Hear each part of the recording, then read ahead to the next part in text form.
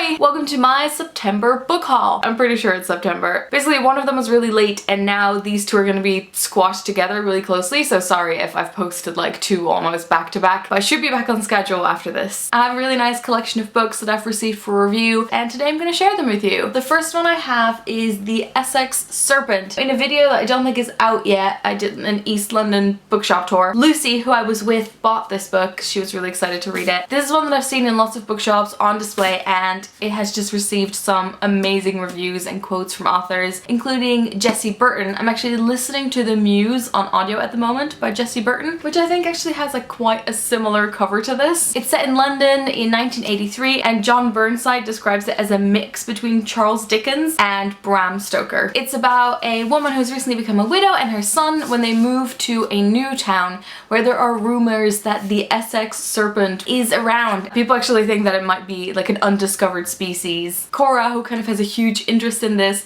goes after it and that's where the story begins. Next I have a translated book from a Dutch author and it is A Beautiful Young Wife by Wieringa. Now the reason that I accepted this is that I want to read more Dutch literature, especially if it's been translated into English, so I can share it with you guys. I figured that since this is quite a short one, it would be a really nice opportunity to get through it quite quickly. He's definitely an author that I've heard of before, probably when I was in school, but I haven't read anything by him yet. The description of this is quite vague. I know it's about a couple, but I'm just gonna read it and I'll let you guys know what I think. Then next up I have this gorgeous book. It is Bloom by Estée Lalonde, who you might know of course from YouTube. I've made a video with her before where we talked about books to get back into reading and her book is now out and I have a lovely signed copy. I wish I could sort of explain to you guys what this feels like. This is a sort of super matte finish, it's the rubbery one. And then this is the fabric. It is probably one of the most gorgeous combinations of like finishes and colors that I've ever seen. I have no doubt that I'll be reading this from back to back, but I'll sort of tell you guys what's on the inside. It is split up in 8 different parts that all center around a different topic. So for example, there's home, travel, food, work, etc. It's filled with lots of gorgeous photography. I guess if you follow Estée online, you probably wouldn't be too surprised by that. I also got to go to one of the launch events for her book where Aslan and Estée read out postcards that they wrote to each other while they were in a long distance relationship. I think I'm particularly looking forward to reading about Estée moving from Canada to London to live here and how that adjustment was for her, because I know it was quite difficult and obviously I can relate to trying to live in a new country. I've just realized you can sort of see them piling up on the side here. So next is the new book by Emma Donoghue. Now, I saw Room a while ago and friggin' loved it. I haven't read the book yet, but this is set in the Irish Midlands, which I'm very much looking forward to, in the 1850s, and it's about a girl who stops eating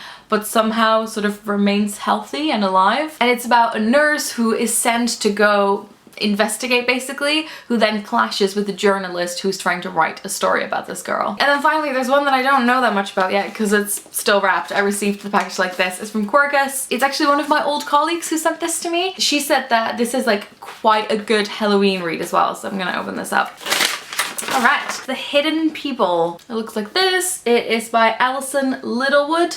Tragedy's Only Half a Step Away. Oh, it's got a poem on the back. I'm so obsessed with epigraphs at the beginning of books. I have done a video about that before and I just love when the author has a poem that somehow like matches really well with the story. The poem on the back is by Yeats and it is, "Come away, O human child, to the woods and waters wild, with the fairy hand in hand, for the world's more full of weeping than you can understand." This is also set in the 1850s. Apparently this is a theme for today's haul. It's a crossover that hints at The Wicker Man and The Midwich Cuckoos, which is by John Wyndham, who I love. It seems to be about a young woman who was murdered because her husband thought she was a changeling, which I'm assuming is like a fairy changeling, and a man who leaves his young wife in London to go find out what the story is. Alright, so those were the books that I received in September. Do let me know if there was anything in there that you would be interested in reading. I almost forgot an important thing. On November 5th, I will be at Libreria, which is a beautiful bookshop just off of Brick Lane, from 2 to 4 with some other lovely booktubers, Jen, Lena, Lauren, and Jean. And we'll basically be there to help people out with shopping and like recommend our favorite books. So if you're in the neighborhood, please come say hi and, you know, go browse some books. Cool, okay, that was really it. I will talk to you guys later. Doei!